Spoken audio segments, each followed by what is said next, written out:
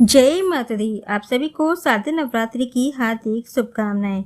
आज इस वीडियो में हम जानेंगे कि नवरात्रि में जौ या ज्वारे बोने का सही तरीका क्या है।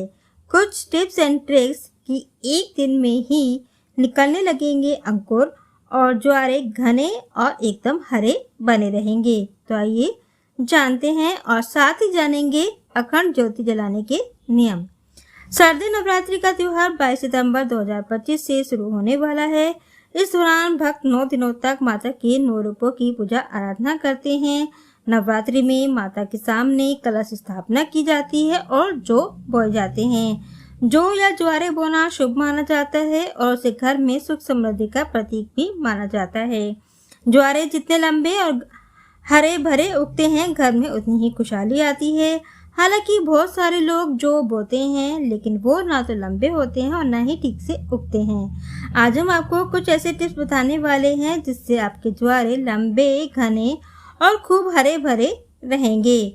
बस आपको जौ बोते वक्त कुछ बातों का ध्यान रखना होगा। साथ ही माता की भक्ति के इस पावन पर्व के दौरान कई लोग अखंड ज्योति भी जलाते हैं। अखंड ज्योति नवरात्रि के पहले दिन घट स्थापना के दौरान जलाई जाती है और 9 दिनों तक इसे बुझने नहीं दिया जाता है। तो आज इस वीडियो में हम जानेंगे अखंड ज्योति जलाने के नियम के बारे में। तो सबसे पहले जान लेते हैं कि नवरात्रि में जौ और ज्वारे बोने की विधि क्या है। नंबर 1, सबसे पहले आप किसी दुकान से जौ खरीद कर ले आएं और ज्वारे बोने के लिए एक मिट्टी का बर्तन ले लें। मिट्टी के बर्तन को धो लें और इसे रात भर पानी में भिगोकर रख दें और इसमें किसी भी मिट्टी का आप इस्तेमाल कर सकते हैं। बस ये ध्यान रखना है कि मिट्टी शुद्ध होनी चाहिए। अब जौ बोने से एक दिन पहले रात में जौ को पानी में भिगो दें।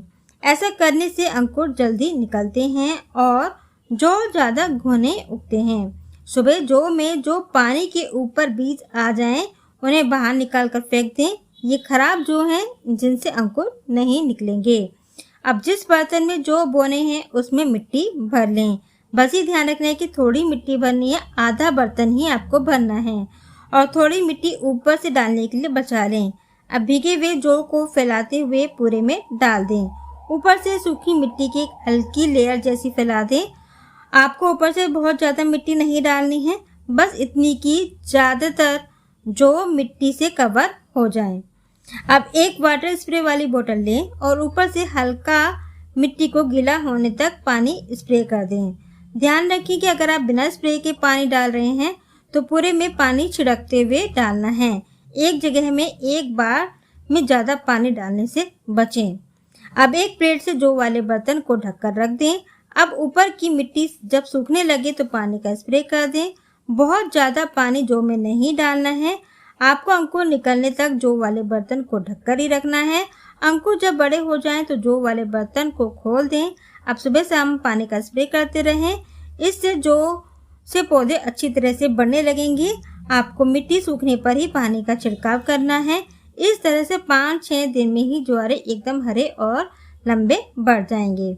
अब आइए जान लेते हैं अखंड ज्योति जलाने के नियम। नवरात्रि के दौरान अखंड ज्योति जलाना बेहद शुभ माना जाता है। धार्मिक मान्यताओं के अनुसार अखंड ज्योति आपके मन और आत्मा के अंधकार को दूर करती है।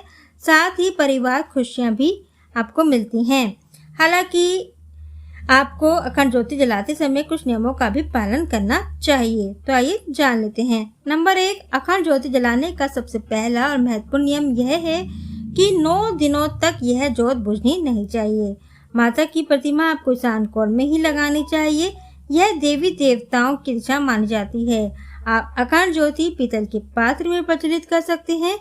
हालांकि अगर पीतल का पात्र ना हो तो आप मिट्टी के पात्र का भी इस्तेमाल कर सकते हैं। बस ये ध्यान रखना है कि मिट्टी के पात्र को रात भर पानी में भिगोकर रख दें।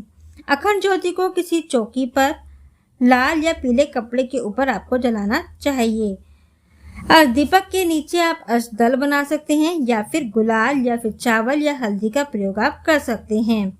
दीपक की बाती आपको रक्षा सूत्र यानी कि कलावे से बनानी चाहिए या फिर आप रुई का भी इस्तेमाल कर सकते हैं। जिस स्थान पर अखंड ज्योति जलाने वाले हैं उसकी साफ सफाई का विशेष ध्यान रखें।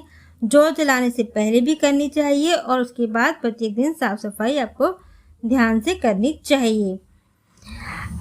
अखंड ज्योति को आप सरसों, घी या फिर तिल के तेल से जला सकते हैं। अगर आप घी का दीपक जला रहे हैं तो इसे माता दुर्गा की प्रतिमा या तस्वीर के दाहिनी ओर रखें। वहीं तेल का दीपक जलाने वाले हैं तो इसे माता की प्रतिमा के बाईं ओर रखें।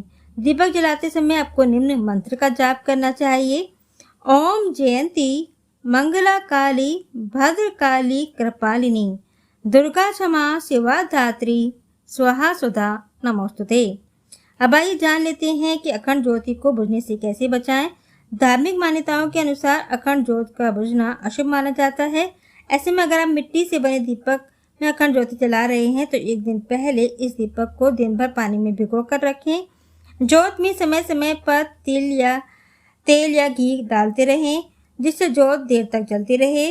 वहीं आप मिट्टी के बड़े आकार के दीपक का भी इस्तेमाल कर सकते हैं। ज्योत को हवा से बचा कर रखें और जब आप ज्योत को बढ़ाएं तो उससे पहले ज्योत में से एक छोटा दीपक जला कर रख लें। अगर आपका ज्योत बढ़ाते वक्त भगवान न करे बुझ जाए तो उस छोटे से दिए से आप दोबारा से ज्योत बड़ा जला सकते हैं, वो भी अखंड ज्योत मानी जाएगी। अगर अखंड ज्योत बुझ जाए तो क्या करें? अखंड ज्योत के बुझने को शुभ माना गया है। ऐसा होने पर माँ दुर्गा से माफी मांगे। इसके बाद अखंड ज्योत के पास एक छोटा दीपक जलाएं क्योंकि अखंड ज्योत के शांत होने पर इस दीपक से अखंड ज्योत को जलाया जा सकता है। अगर नवरात्रि के बाद ज्योत जल रही है तो उसे खुद ना बुझाएं, इसे खुद ही शांत होने दें। तो ये थी जानकारी कि नवरात्रि में जौ कैसे बोएं और अखंड ज्योत के नियम क्या हैं। तो नवरात्रि आपके लिए मंगलमय हो, माता रानी की कृपा पर बरसती रहे। इसी के साथ ही जय माता दी।